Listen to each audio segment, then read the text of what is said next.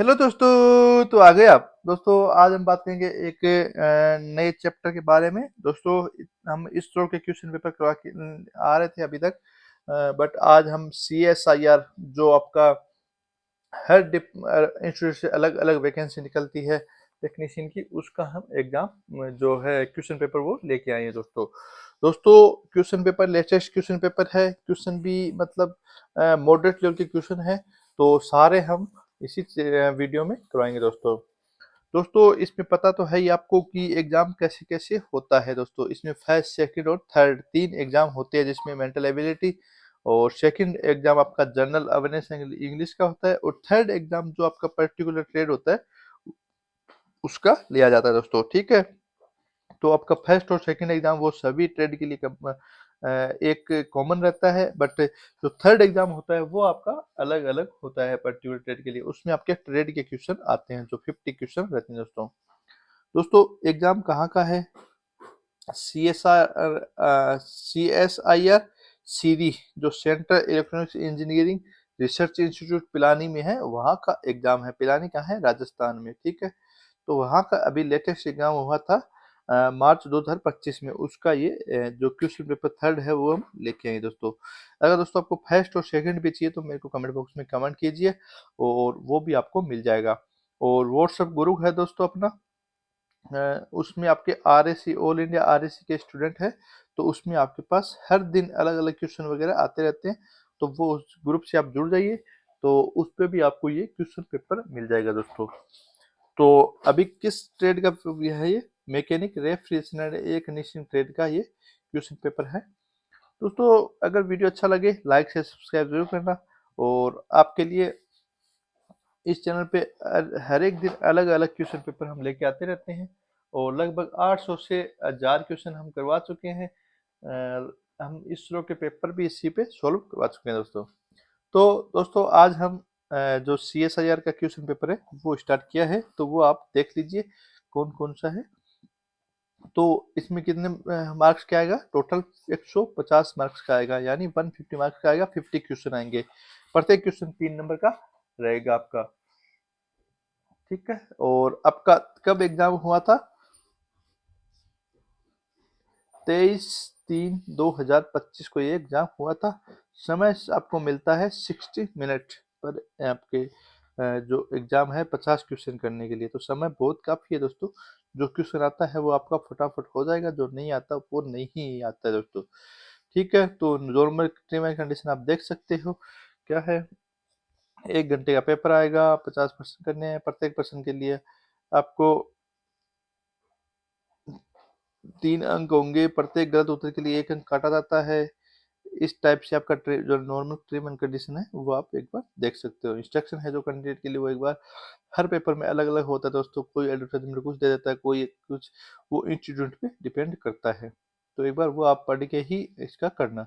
Main issue रहता है दोस्तों हमारे जो क्वेश्चन पेपर है उस पे हम फोकस करेंगे। ठीक है दोस्तों, उस टाइम क्या था? ये आपका नेम ऑफ रिटन एग्जामिनेशन था, टेक्नीशियन था, उसका पोस्ट कोड 4 था, और refrigeration and air conditioning, mechanic refrigeration and air conditioning आपका सब्जेक्ट था। 50 क्वेश्चन 60 मिनट के। तो चलिए चलते हैं, देखते हैं क्वेश्चन किस टाइप के क्वेश्चन आते हैं दोस्तों। क्वेश्चन बहुत ही अच्छे अच्छे आते हैं।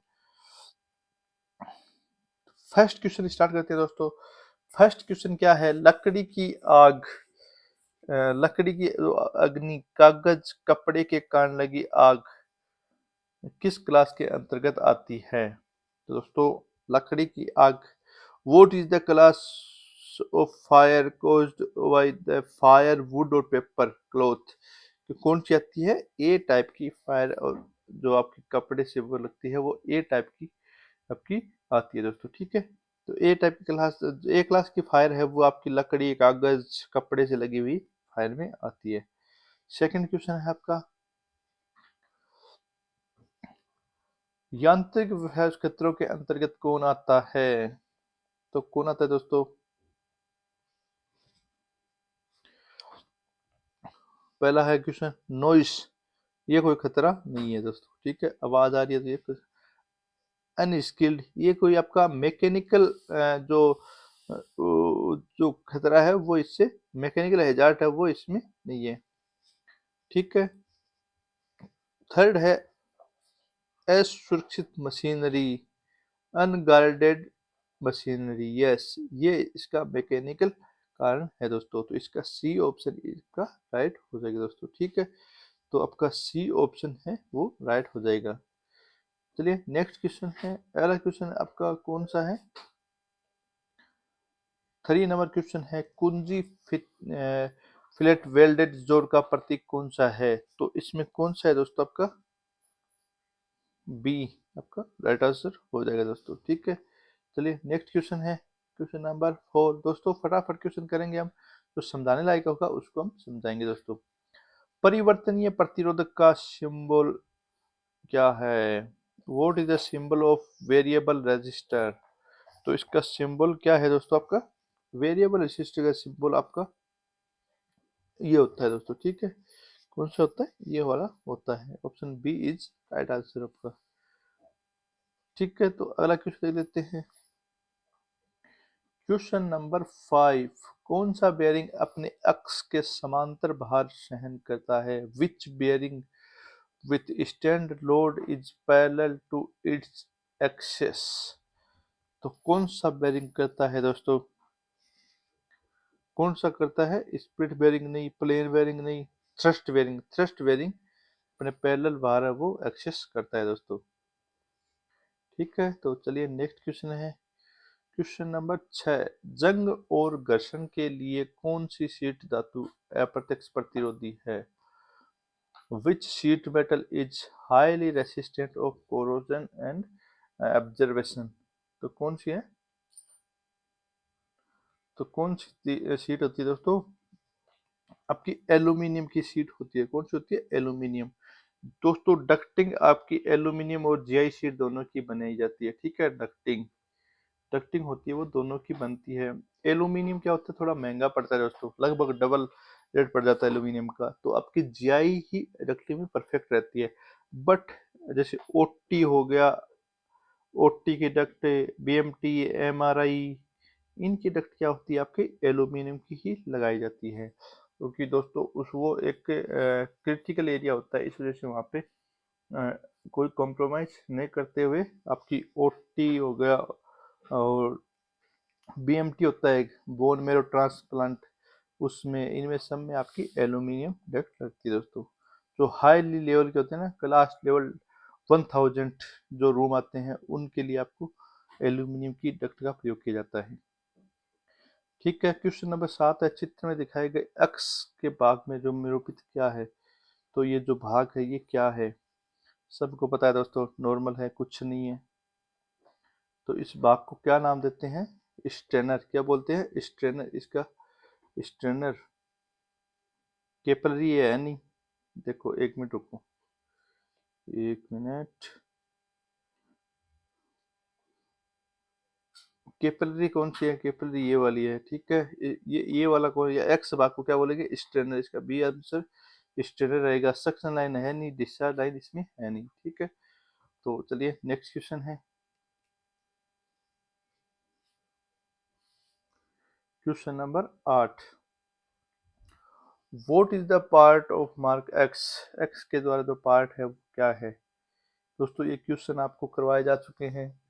पेपर जो आपका क्वेश्चन हमने करवाए हैं, उन्हीं क्वेश्चनों में से ये क्वेश्चन आए हैं। तो क्वेश्चन नंबर 8 का जो बताया गया है वो क्या है दोस्तों? ये देखिए यहाँ बताया गया है। तो ये एक्सपेंशन वाल्व से आके एवापोरेटर के आउट में लगता है, तो क्या लगता है? Filler bulb. क्या लगता है? फिलर बल्ब लगता है। ठीक है दोस्तों, दोस्तों ये क्या है आपका? ये है आपका कंडेंसर। कंडेंसर, ठीक है। ये क्या है? एवापोरेटर। क्या है? एवापोरेटर। ये आपका एक्सपेंशन वाल्व है। ठीक है, और क्या चाहिए आपको? ये आपका रिसीवर है, ये आपका कंप्रेसर है, कंप्रेसर। ठीक है, और ये आपका फिलर गेज है ही, फिलर बल्ब जो बोलते हैं। ठीक है दोस्तों, तो चलिए नेक्स्ट क्वेश्चन देखते हैं अभी।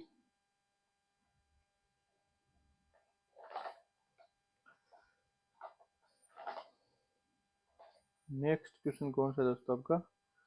Question number 9। क्वेश्चन नंबर 9 में क्या है? भारत में ऐसी आपूर्ति में आवृत्ति का मान क्या होगा? तो आवृत्ति का मान क्या होगा दोस्तों इसमें? भारत में आपको 50 हर्ट्ज चलता है और अमेरिका वगैरह में कहाँ चलता है? यूएसए में 60 हर्ट्ज। कितना? यूएसए में 60 चलता है, हमारे भारत में तो 50 हर्ट्ज चलता है दोस्तों। ठीक है, तो अगला क्वेश्चन है क्वेश्चन नंबर 10।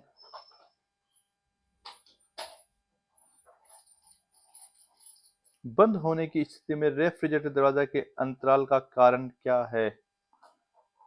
मान लो रेफ्रिजरेटर बंद है, फिर भी डोर में गेप गेप है एट क्लोजिंग पोजीशन, तो इसमें क्या क्या कारण है?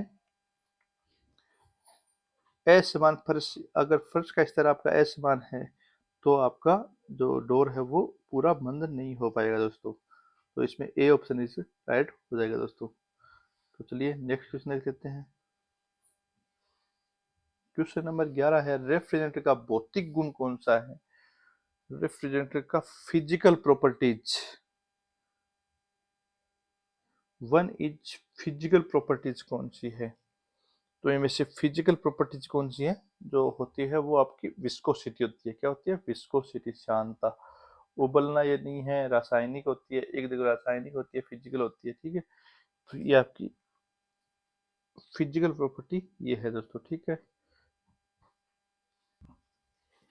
तो जो आपकी इसकी प्रॉपर्टी जो होती है रेफ्रिजरेंट की, वो तीन टाइप की से होती है ना।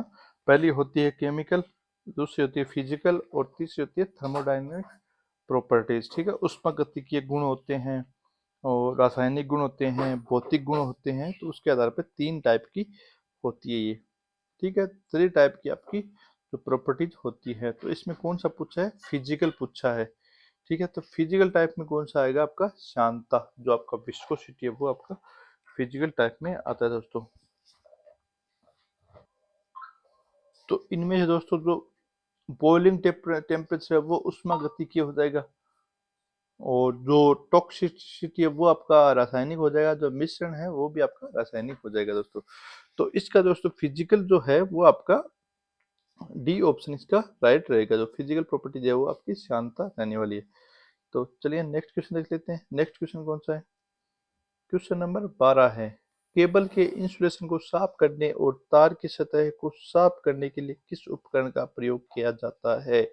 विच tool is used for screening the insulation of cable and cleaning the wire surface? दोस्तों हम क्या करते हैं? हम तो हाथ से कर लेते हैं कि सर जी हम तो हाथ से कर लेते हैं, बट और अगर आपको इंसुलेशन वगैरह साफ करना है तो बोलता है सर हम तो प्लास से भी कर लेते हैं, हाथ से कर लेते हैं। तार की सतह को साफ करने के लिए थोड़ा सा हम तो प्लास से कर लेते हैं। दोस्तों एक्चुअल में ये टूल आपका यूज नहीं आता, आपको इलेक्ट्रिशियन नाइफ से ही हमें करना चाहिए। बट हम इलेक्ट्रिशियन नाइफ देखा ही नहीं आज तक। हमने इतने काम कर दिए, सारे इतने काम कर दिए, बट इलेक्ट्रिशियन नाइफ देखा ही नहीं आज तक। देखा नहीं होगा बहुत से बंदों ने, क्योंकि ये टूल हम जुगाड़ से हम कर लेते हैं, हाथ से कर लेते हैं, प्लास से कर लेते हैं, मुंह से छील लेते हैं वायर को, मुंह से ही साफ कर लेते हैं। तो वो दोस्तों एक प्रोफेशनल तरीका नहीं है।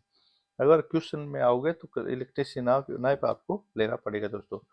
ठीक है दोस्तों, तो ये नेक्स्ट क्वेश्चन देख लेते हैं। अगला क्वेश्चन क्या है? क्वेश्चन नंबर 13 है, रेफ्रिजरेटर कंप्रेसर मोटर में किस वाइंडिंग में अधिक प्रेरकत्व होता है? यानी which winding the more inductance in refrigerator compressor motor? तो किस में होता है दोस्तों अधिक? दोस्तों ये क्वेश्चन भी आपको करवाया जा चुका है उसमें। तो किस में होता है? रनिंग वाइंडिंग में होता है दोस्तों। ठीक है, तो चलिए नेक्स्ट क्वेश्चन। ये दोस्तों आराम से आपको करवाया था, बढ़िया तरीके से करवाया था, समझाया भी था इसको। अगला क्वेश्चन है, ड्रिल में जो चिन्हित भाग है उसको क्या बोलते हैं? जो ये भाग है एक्स द्वारा निरूपित है, तो इसको क्या बोला जाता है? ऑप्शन देखिए, पहले ऑप्शन देख के बताइए। उसको क्या बोलते थे? चकनट बोलते हैं सर दोस्तों। ठीक है, नहीं सॉरी, चक की, यानी चक की कुंजी बोलते हैं उसको, उसको खोलने के लिए काम आता है दोस्तों। ठीक है, अगला क्वेश्चन है क्वेश्चन नंबर 15। किसी एक परिपथ में 10 ओम प्रतिरोधक से 2 एम्पीयर की धारा प्रवाहित होती है तो आपूर्ति वोल्टेज। नॉर्मल क्वेश्चन है दोस्तों, V बराबर आई आर से कीजिए। आई कितना है, 10 ओम, सॉरी आई कितना है 2 एम्पियर इंटू आर कितना है 10 ओम, 10 दूनी 20, 20 इसका राइट ऑप्शन हो जाएगा दोस्तों, ए ऑप्शन इसका राइट हो जाएगा।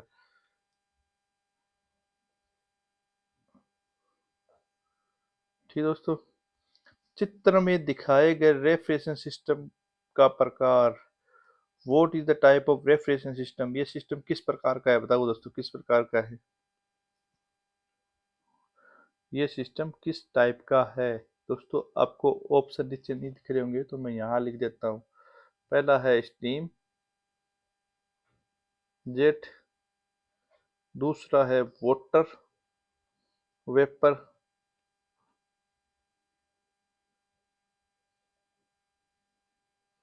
और तीसरा है वेपर अब्जॉर्वेशन।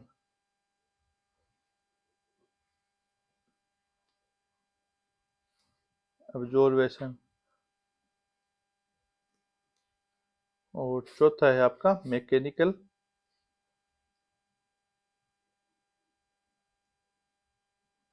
Compressor comprehension. बताइए दोस्तों कौन सा होता है, किस टाइप का है। कंप्रेसर लगा है, कंडेंसर लगा है, एयरप्रेटर लगा है, एक्सटेंशन वाल लगा है, तो बताइए किस टाइप का होगा। जेट नहीं होगा, ठीक है, वाटर वेपर नहीं होगा, वेपर ऑब्जर्वेशन नहीं होगा, मैकेनिकल कंप्रेसेशन टाइप होगा। ठीक है, वीसीआर शेकर होगा ये, ठीक है, कंप्रेशन टाइप। ठीक है, तो ये आपका इस पे राइट ऑप्शन डी हो जाएगा दोस्तों। किस टाइप का ये, मैकेनिकल कंप्रेशन टाइप का, यांत्रिक संपीड़क टाइप का ये है। ठीक है दोस्तों, तो राइट ऑप्शन आपका डी हो जाएगा। अगला क्वेश्चन है क्वेश्चन नंबर 17। तांबे की ट्यूबों में स्वेज जोड़ को जोड़ने के लिए किस विधि का प्रयोग किया जाता है।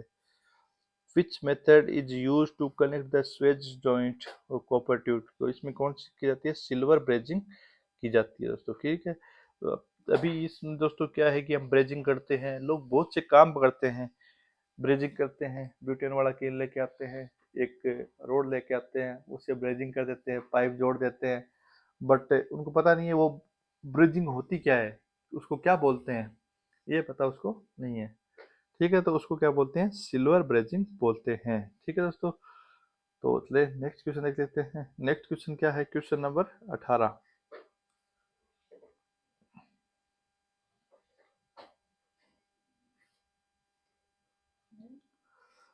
क्वेश्चन नंबर 18 क्या है आपका, रेफ्रिजरेटर में कौन सी दो ट्यूबें एक्सचेंजर का कार्य करती है।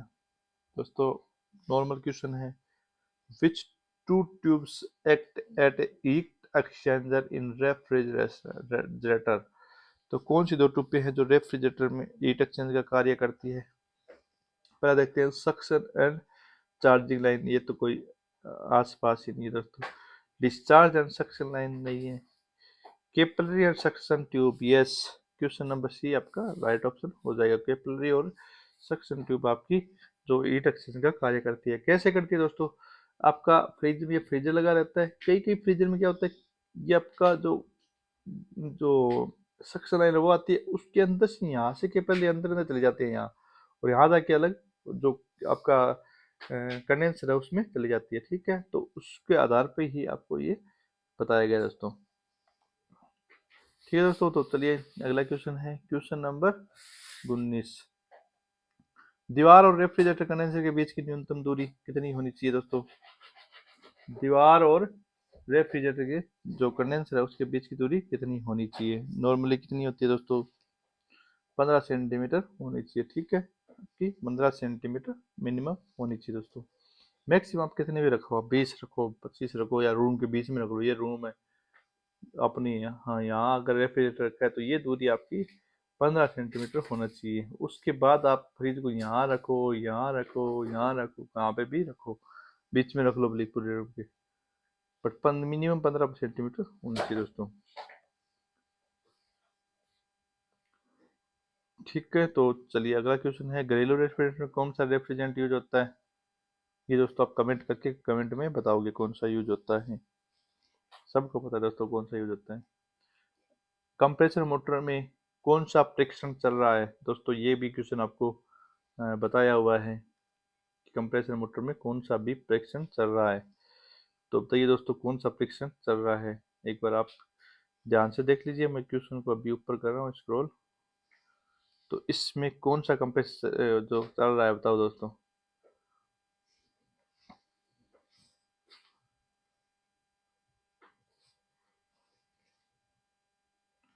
अर्थिंग टेस्टिंग नहीं, कंप्रेसर की पंपिंग टेस्टिंग नहीं, एफिशिएंसी टेस्टिंग नहीं, वाइंडिंग टेस्टिंग चल रहा है। ऑप्शन नंबर डी इसका राइट ऑप्शन हो जाएगा। कंप्रेसर की जो वाइंडिंग है वो टेस्टिंग इसकी चल रही है कंटिन्यूटी लेके। ठीक है, अगला क्वेश्चन है क्वेश्चन नंबर 22। ए ऑपरेटर फ्रोस्ट प्रभाव उप शून्य तापमान को रेफ्रिजरेटर में थर्मल रूप से कैसे प्रभावित करता है? How does the evaporator frost affect the sub-zero temperature thermally in refrigerator? तो कैसे प्रभाव करता है दोस्तों वो, जो आपका जो ये आपका फ्रीजर है, ठीक है, ये आपकी जो कूलिंग कॉइल है वो उसका फ्रीजर है, ठीक है, कूलिंग कॉइल रहती है, इसमें क्या है, आइस आ गई ऐसे,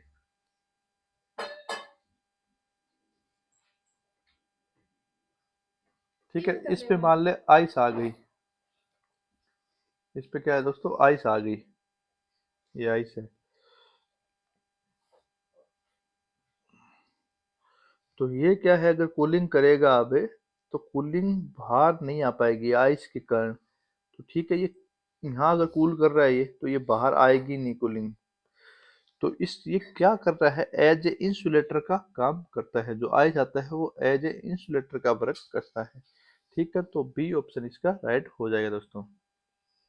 तो चलिए नेक्स्ट क्वेश्चन देखते हैं। नेक्स्ट क्वेश्चन कौन सा है? नेक्स्ट क्वेश्चन है 23। फ्रोस्ट फ्री रेफ्रिजरेटर में कौन सा घटक डिफ्रोस्ट करता है? तो तब कौन सा घटक डिफ्रोस्ट करता है? हीटर है जो आपका डिफ्रोस्ट करता है दोस्तों। ठीक है, तो चलिए नेक्स्ट क्वेश्चन है आपका, फ्रोस्ट फ्री रेफ्रिजरेटर में बायोमेटल थर्मो कटआउट, कटआउट कितने पे होता है? जो बायोमेटल थर्मो है वो इन फ्रोस्ट फ्री रेफ्रिजरेटर कटआउट कितने पे होता है? What is the cutout temperature of biometal? तो कितने पे कटआउट होता है दोस्तों आपको? तो ये क्वेश्चन भी आपको कराया है, कितने पे होता है, 10 डिग्री सेल्सियस पे ये कट आउट हो जाता है, उसके ऊपर जाते टेम्परेचर पर कट आउट हो जाता है। तो चलिए नेक्स्ट क्वेश्चन देख लेते हैं। Question number 25। यदि रेफ्रिजरेटर सामान्य रूप से चलता है लेकिन कोई शीतलन प्रभाव नहीं करता है तो क्या कारण हो सकता है? अगर रेफ्रिजरेटर आपका चल रहा है तो उस और आपका कूलिंग नहीं कर रहा तो उसका क्या कारण हो सकता है? रेफ्रिजरेंट लीकेज हो सकती है दोस्तों। ठीक है, अगला क्वेश्चन है आपका, रोटरी कंप्रेसर, रोटरी कंप्रेसर के हर्मेटिक डोम में रेफ्रिजरेटर की भौतिक स्थिति क्या रहती है? What is the physical condition of refrigerant in hermetic dome of rotary compressor? तो रोटरी कंप्रेसर में जो अ, जो रेफ्रिजरेटर की कंडीशन है वो क्या रहती है डोम में? किसमें? डोम में आपकी क्या रहती है? तो डोम में क्या रहती है दोस्तों? लिक्विड तो रहती नहीं है, ठीक है, लिक्विड वाला तो आप छोड़ ही दो। ठीक है, रहती तो आपको पता ही है वेपर रहती है। तो डोम में जो रोटरी कंप्रेसर है उसमें क्या रहती है, हाई प्रेशर वेपर रहती है। ठीक है, हाई प्रेशर वेपर। ठीक है, तो नेक्स्ट क्वेश्चन है, अगला क्वेश्चन, R134 ए कंप्रेसर में स्वेस प्लेट में कौन से लुब्रिकेंट तेल का प्रयोग किया जाता है? Which lubricant oil is used in swash plate of R134 a compressor? तो कौन सी यूज की जाती है? पीओई, पीओई जो टाइप का लुब्रिकेंट होता है उसका यूज किया जाता है दोस्तों। ये क्वेश्चन भी आपको कराया हुआ है, फुल डिटेल में आपको बताया हुआ है, तो एक बार जाके चैनल पे जाके देख सकते हो, सारे क्वेश्चन देखोगे तो उसमें पता चल जाएगा दोस्तों। आपको बहुत से क्वेश्चन दोस्तों इसमें से आपको इसी चैनल पे करवाए हुए हैं, जो आपके हमने 10 क्लास अभी तक ले ली है, उसमें भी ये क्वेश्चन करवाए हुए हैं दोस्तों। तो ठीक है दोस्तों, तो चलिए नेक्स्ट क्वेश्चन देख लेते हैं। अगला क्वेश्चन क्या है? सेम टू सेम ऑप्शन है दोस्तों, क्लास में लिए हैं आपके, सेम टू सेम ऑप्शन है। कार एसी में स्विच प्लेट कंप्रेसर की विफलता का क्या कारण है?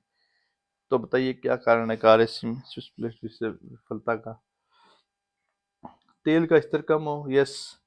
अगर तेल का स्तर कम है, लो है, तो आपका स्विच प्लेट खराब होने के पूरे पूरे चांस रहते हैं दोस्तों। ठीक है, तो आगे चलते हैं। डायरेक्ट कूल रेफ्रिजरेटर में किस प्रकार का कंडेंसर का प्रयोग किया जाता है? विच what is the type of condenser used in direct cool refrigerator? कौन सा यूज किया जाता है बताओ? तो किस टाइप का यूज किया जाता है डायरेक्ट कूल में? डायरेक्ट कूल अपना रेफ्रिजरेटर, घरेलू रेफ्रिजरेटर, उसमें कौन सा यूज किया जाता है? वायर मेश टाइप का यूज किया जाता है। ठीक है, वायर मेश टाइप का यूज किया जाता है। क्वेश्चन नंबर 30 है, वेयर प्रशीतन प्रणाली में डिहाइड्रेटर कहाँ स्थापित किया जाता है? Where the dehydrator is installed in refrigeration system. तो डिहाइड्रेटर कहाँ यूज किया जाता है? डिस्चार्ज लाइन पे? नहीं। कैपिलरी लाइन पे? नहीं। अगला ऑप्शन क्या है?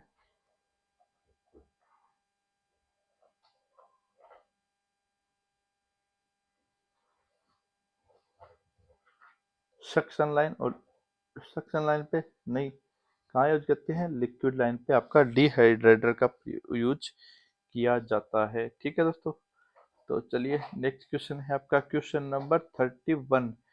किस कंप्रेसर को वॉल्यूमेट्रिक दक्षता सबसे कम होती है? Which compressor has the least volumetric efficiency? सबसे कम किसकी होती है? कि रेसिप्रोकेटिंग की होती है। ठीक है, रेसिप्रोकेटिंग की सबसे कम होती है दोस्तों। तो क्वेश्चन नंबर 32 है, रेसिप्रोकेटिंग कंप्रेशन में क्लियरेंस वैल्यू का उद्देश्य क्या है? What is the purpose of clearance value in reciprocating compressor? तो क्लियरेंस वैल्यू का मतलब क्या है आपका? पिस्टन और वाल्व प्लेट को क्षति से बचाना, prevent the damage of piston and valve plate. ठीक है, तो ए ऑप्शन इसका राइट हो जाएगा दोस्तों। ठीक है, तो अगला क्वेश्चन है क्वेश्चन नंबर 33। एक रेसिप्रोकेटिंग कंप्रेसर में उच्च सक्शन दबाव का कारण क्या है? What is the cause of high suction pressure in reciprocating compressor? तो क्या है दोस्तों?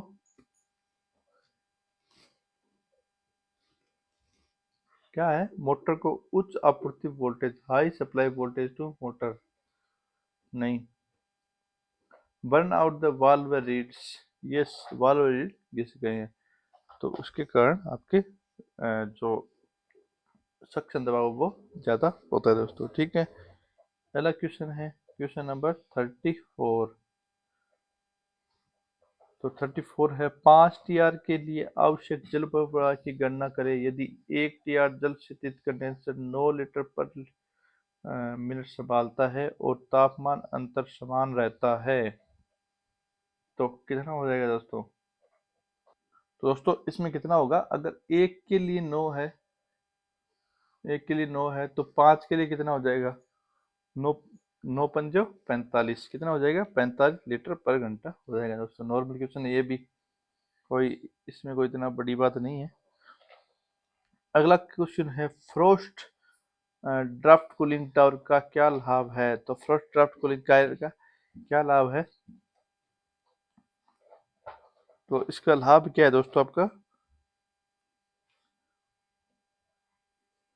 Low cost, low efficiency, fan is not use, fan तो यूज होता है इसमें, कम जगह घेरता है। ये क्या है? कम जगह घेरता है। ठीक है, तो यही इसका एडवांटेज है दोस्तों। ठीक है, तो अगला क्वेश्चन है क्वेश्चन नंबर 36। 36 नंबर क्वेश्चन है, वो क्या है? परिसंचारी जल में घुले ठोस पदार्थों का शीतलन टावर में मेकअप जल के अनुपात क्या है? What is the ratio of dissolve solid in circulating water to the makeup water in cooling tower?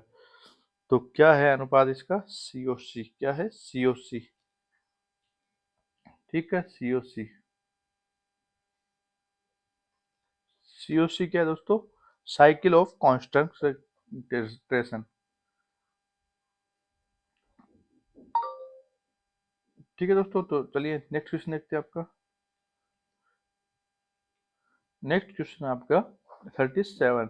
यदि यदि प्रशीतन प्रणाली में संघनन बढ़ता है तो उच्च पक्ष में फ्लोट बॉल की स्थिति क्या होती है? What is the position of float ball in high side the condensation increase the refrigerant system? तो इस कंडीशन में आपका जो फ्लोट बॉल की कंडीशन क्या होगी? तो फ्लोट बॉल की कंडीशन क्या होगी? ऊपर की ओर बढ़ता है, मूव अपवर्ड। ठीक है, तो ये ऊपर की ओर बढ़ता है दोस्तों। ठीक ठीक है दोस्तों, तो चलिए नेक्स्ट क्वेश्चन देखते हैं। अगला क्वेश्चन है 38। स्प्लिट एयर कंडीशन में किस प्रकार के एवापोरेटर का प्रयोग किया जाता है? दोस्तों नॉर्मल क्वेश्चन है, किसका किया जाता है? Fin and tube type condenser का प्रयोग किया जाता है। Option number B is right option हो जाएगा। अगला क्वेश्चन है क्वेश्चन नंबर 39। निकासी के दौरान बिजली गुल होने की स्थिति में कौन सा उपकरण प्रशीतन प्रणाली में हवा के प्रवेश को रोकता है? विच device prevented the air entry into the refrigeration system in case of power failure during evacuation? तो कौन सा जो आपका सिस्टम हो सिस्टम में जाने से रोकता है? तो आपका नॉन रिटर्न वाल्व ये जाने से रोकता है। इसमें क्या होता है दोस्तों? ये वाल्व होता है तो एक तरफ इसमें जो गैस जा सकती है, अगर दूसरी तरफ से वापस आना है तो वो आप नहीं आ सकती इसमें। ठीक है, इसी टाइप से ये इसका डिजाइन होता है दोस्तों। ठीक है, तो इस टाइप से इसका डिजाइन होता है, तो एक तरफ से तो जा सकती है बट दूसरी तरफ से वापस इसमें नहीं आ सकती दोस्तों। ठीक है दोस्तों, तो चलिए आगे क्वेश्चन देखते हैं। अगला क्वेश्चन कौन सा है? क्वेश्चन नंबर 40 है आपका। वाटर कूलर में पानी निकलना बंद हो गया तो क्या कारण हो सकता है? Why the water dispensing in stopped from water cooler? तो इसका क्या कारण हो सकता है दोस्तों आपका? वाटर कूलर में पानी नहीं आ रहा तो क्या कारण हो सकता है? लीक इन सिस्टम? नहीं। ओवरचार्ज? रेफ्रिजरेंट और वाटर का तो अलग अलग रहता है। Main supply, water supply cut off, main supply बंद हो गई होगी आगे से, तब इसमें पानी नहीं आ रहा। तो इसमें आगे से पानी नहीं आ रहा तो इसमें पानी कहाँ से आएगा? कंप्रेसर डैमेज, ये इसका कोई रीजन नहीं है दोस्तों। ठीक है, तो अगला क्वेश्चन है question number 41। Ice cube maker में एक्स जो भाग है, अक्ष से जो चिन्हित भाग है उसको क्या बोला जाता है दोस्तों? ठीक है, बताइए दोस्तों।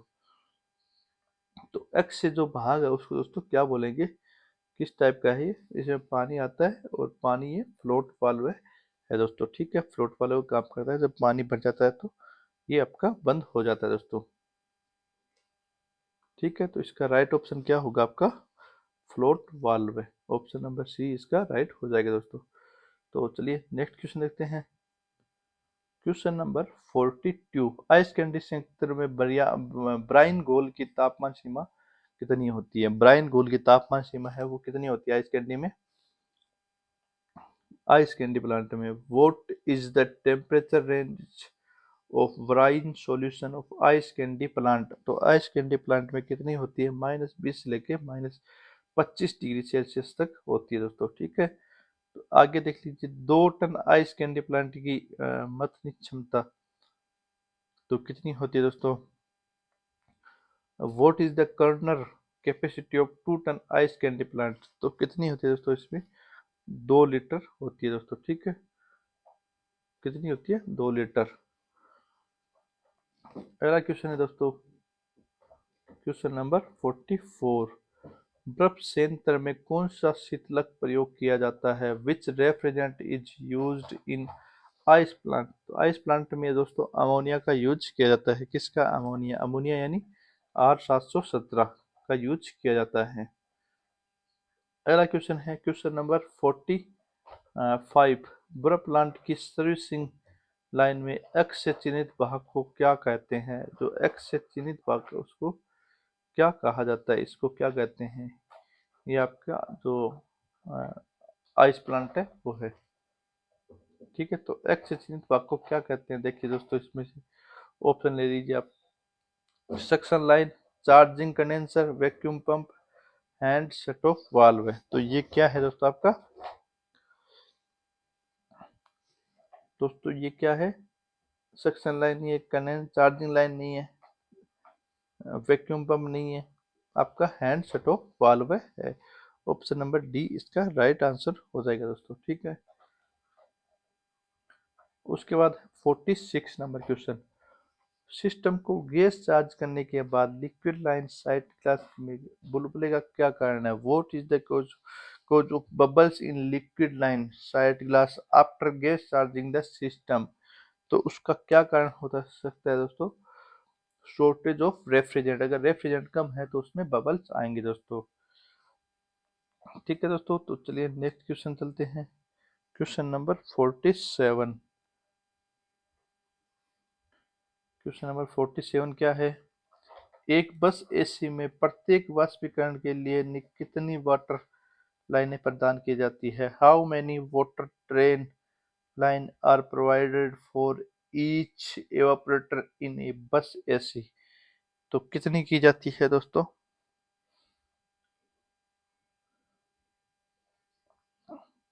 तो एक नहीं, इसमें कितनी की जाती है? दो की जाती है। ठीक है, दो लाइनें प्रोवाइड की जाती है। तो इसका बी ऑप्शन इसका राइट हो जाएगा। अगला क्वेश्चन है क्वेश्चन नंबर 48।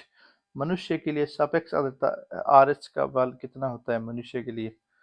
तो what is the comfortable range of relative humidity of human beings? तो कितना होता है मनुष्य के लिए दोस्तों आपका? 50 प्लस माइनस 5 होता है। कितना होता है? 50 प्लस माइनस 5। एक मनुष्य के लिए जो आरामदायक सीमा होती है वो 50 प्लस माइनस 5 होती है दोस्तों। ठीक है, तो अगला क्वेश्चन है आपका 59। 59 नंबर क्वेश्चन क्या है दोस्तों आपका? ऑटोमोबाइल एयर कंडीशनर में HFC 134 रेफ्रिजरेंट के लिए किस आकार के सर्विस पोर्ट का प्रयोग किया जाता है? Which size service port is used in automobile air conditioning HFC refrigerant? दोस्तों ये क्या बोलते हैं, जो प्लग लगाते हैं हम, उसमें किस टाइप का पोर्ट का यूज किया जाता है? तो किसका यूज किया जाता है आपका? हाफ हाफ इंची आपका और 16 ACME का प्रयोग किया जाता है। ठीक है दोस्तों, तो चलिए नेक्स्ट क्वेश्चन है दोस्तों। नेक्स्ट एंड लास्ट क्वेश्चन है आपका, कार एसी में स्लज का क्या प्रभाव होता है? What is the effect of sludge in car AC? Sludge का क्या प्रभाव होता है दोस्तों? थर्मेस्टिक एक्सपेंशन वाल्व का ओरिफिस चोक होना, choke of the orifice of TEV यानी थर्मोस्टेटिक एक्सपेंशन वाल्व है। ठीक है दोस्तों, तो स्लज का यही इफेक्ट होता है दोस्तों। दोस्तों वीडियो अच्छा लगे लाइक से सब्सक्राइब जरूर करना, चैनल को सब्सक्राइब कर लीजिए ताकि आपके पास ऐसी ही वीडियो आती रहे। और जो आज ये पेपर में जो क्वेश्चन आए थे दोस्तों, हमने लगभग इसमें से कवर कर रखे हैं क्वेश्चन। तो एक बार जाके वो सारे क्वेश्चन आप देख सकते हो। इसका प्ले लिस्ट बना हुआ है दोस्तों अलग से, तो उस प्ले लिस्ट पे जाके आप सारे के सारे क्वेश्चन देख सकते हो। जो आपके लगभग 800 से ज़्यादा क्वेश्चन हमने इसी चैनल पे करवा चुके हैं दोस्तों। आपको लगभग 6 से 7 क्वेश्चन हम इसरो के करवा चुके हैं और CISR का भी स्टार्ट किया है, तो हम और भी इसके पेपर लेके आते रहेंगे दोस्तों। और इस चैनल पे आपके भर्ती रिलेटेड सारी न्यूज़ इस पे मिलती है दोस्तों, चाहे वो अभी कोई भी IIT लेवल की हो, 10th हो, 12th हो, कोई भी टाइप की वैकेंसी हो, उसकी हम न्यूज़ लेके आते रहते हैं दोस्तों। तो दोस्तों चैनल को सब्सक्राइब कर लीजिए और आपके ग्रुप बना हुआ है दोस्तों व्हाट्सएप पे, उससे भी जुड़ जाइए, जिसका डिस्क्रिप्शन में लिंक है। तो वहाँ से जाके एक बार आप ग्रुप से जुड़ सकते हो दोस्तों।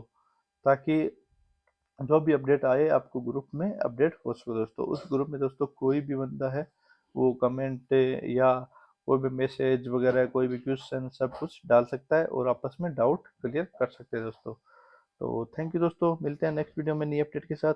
वीडियो अच्छा लगे लाइक शेयर सब्सक्राइब जरूर करना और अपने दोस्तों को शेयर कर दीजिए ताकि चैनल पे और आपका व्यू बढ़े दोस्तों।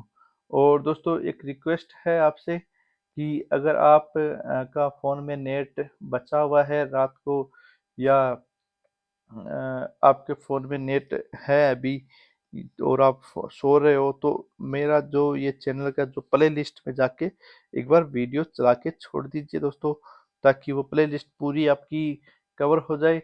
और उससे क्या है कि दोस्तों थोड़ा वॉच टाइम बढ़ेगा, तो उससे क्या चैनल मोनेटाइज होने में मेरी हेल्प हो जाएगी दोस्तों। तो ज़रूर अगर दोस्तों ऐसा हो आपके लिए तो पॉसिबल, तो ज़रूर करना दोस्तों।